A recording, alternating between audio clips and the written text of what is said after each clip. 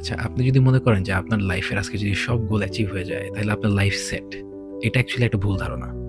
আমরা ছোটবেলা থেকেই আমাদের লাইফে অনেক ধরনের গোল সেট করি। স্কুলে পড়া অবস্থায় হয়তোবা আমরা গোল সেট করি যে একটা ভালো ইউনিভার্সিটিতে পড়বো। ভালো ইউনিভার্সিটিতে উঠার পরে আমাদের টার্গেট থাকে যে আমরা একটা ভালো চাকরি করব। ভালো চাকরির পরে ভালো life and the wheel moves on. একটা পয়েন্টে গিয়ে এই গোলগুলো আমাদের লাইফের সাকসেস অ্যান্ড প্রোগ্রেসকে ডিফাইন করে।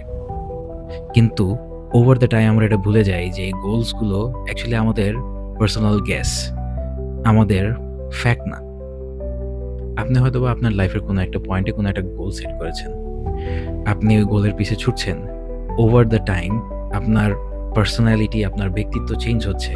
একটা পয়েন্টে গিয়ে আপনি হয়তোবা ওই গোলটা অ্যাচিভ করেছেন। কিন্তু সেই পয়েন্টে গিয়ে আপনার গোল এবং আপনার পার্সোনালিটি হয়তোবা ম্যাচ করছে না। তখন গোল অ্যাচিভ করার পরেও এক ধরনের গ্যাপ ফিল হয়।